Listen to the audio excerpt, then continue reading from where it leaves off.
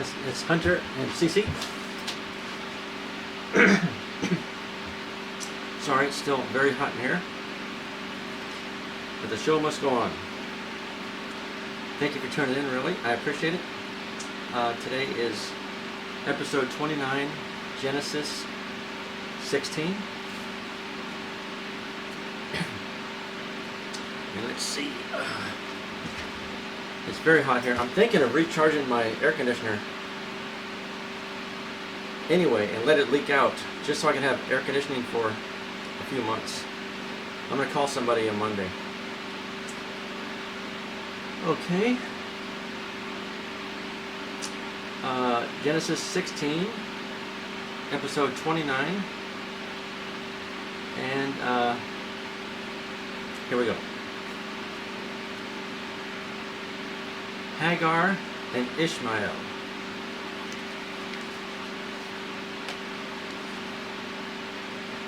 Now Sarai, Abram's wife, had borne him no children, but she had an Egyptian maidservant, and her name was Hagar. Hence Sarai said to Abram, "Please now, Jehovah has shut me off," or Yahweh. All they put there was JHWH. So I guess Yahweh would be a better translation. Yahweh has shut me off from bearing children. Please have relations with my maidservant. Perhaps I may get children from her. So Abram listened to the voice of Sarai. Then Sarai, Abram's wife, took Hagar, her Egyptian maidservant, at the end of 10 years of Abram's dwelling in the land of Canaan, and gave her to Abram, her husband, as his wife. Accordingly, he had relations with Hagar, and she became pregnant. When she became aware that she was pregnant, then her mistress began to be despised in her eyes. At this Sarai said to Abram, "The violence done me be upon you. I myself gave my maidservant over to your bosom, and she became aware that she was pregnant, and I began to be despised in her eyes. May Jehovah judge between me and you." So Abram said to Sarai, "Look, your maidservant is at your disposal. Do to her what is good in your eyes." Then Sarai began to humiliate her, so that she ran away from her. Later, Yahweh's angel found her at a fountain of water, a fountain of waters in the wilderness, at the fountain on the way to Shur. And he began to say, "Hagar, maid servant of Sarai, just where have you come from? Where are you going?" To this she said, "Why? From Sarai, my mistress, I am running away." And Yahweh's angel went to say to her, "Return to your mistress, and humble yourself under her hand." Then Yahweh's angel said to her, "I shall greatly multiply your seed, so that it will not be numbered for multitude."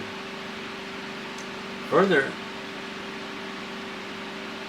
Jehovah's angel added to her, Yahweh's angel. Well, Yahweh, it's just a transliteration of the vowel, of the consonants JHWH. Further, Jehovah's angel added to her, "Here you are pregnant, and you shall give birth to a son, and must call his name Ishmael. For Jehovah has heard your affliction. As for him, he will become a zebra of a man.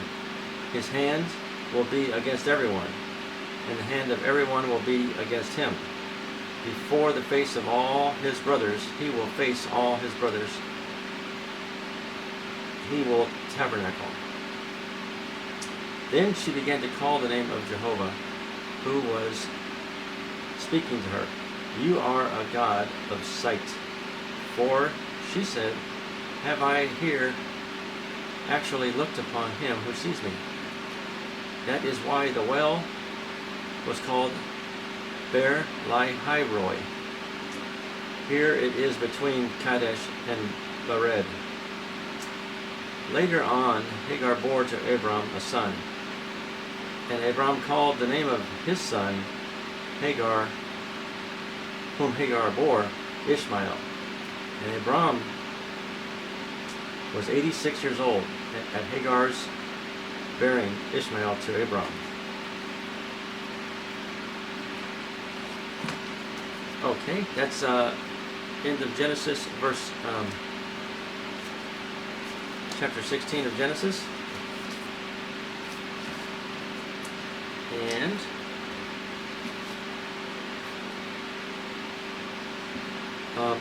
let's talk about goal setting for a couple minutes.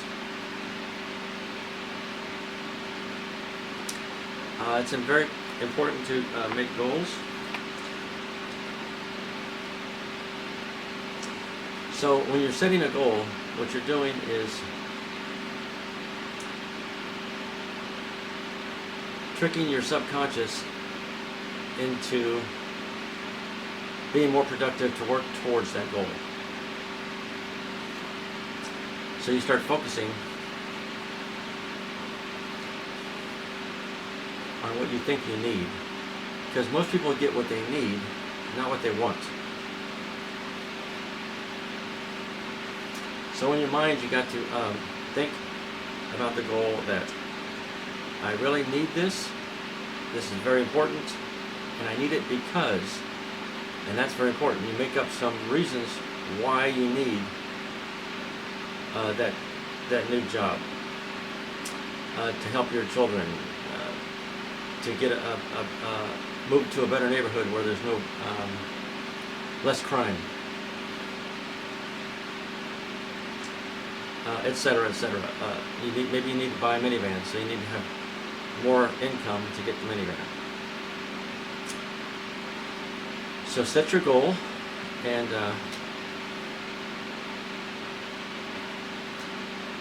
let me turn off this fan. I'm sorry, I forgot about the noise.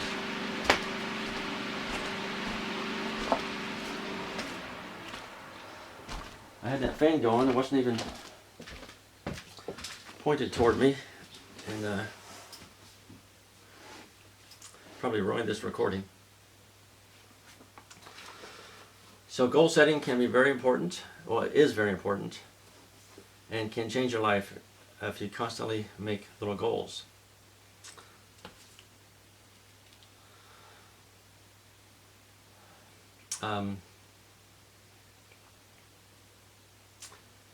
And write down your goals, be as detailed as possible.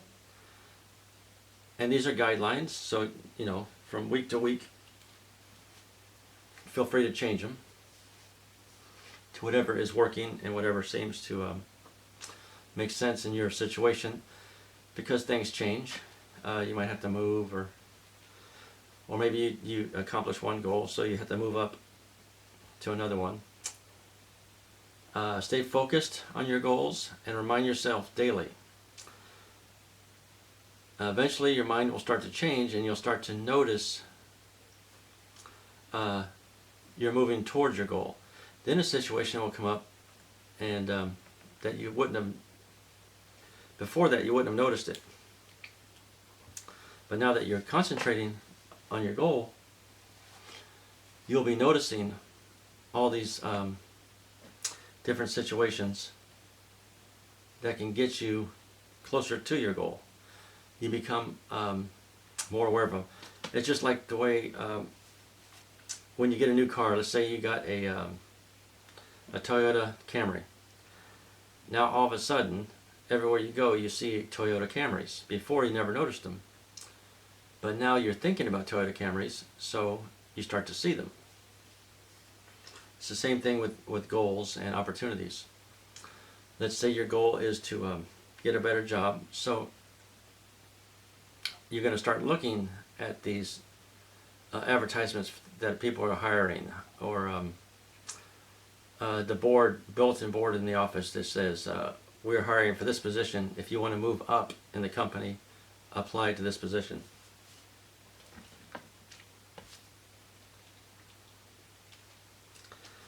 And so that's how goals affect your subconscious, and you turn it into a need, because you'll get what you need. You usually won't get what you want. Most people just work enough just to pay their bills. They say, well, I have to have $1,000 a month for rent. I have to have $1,000 a month for food and transportation,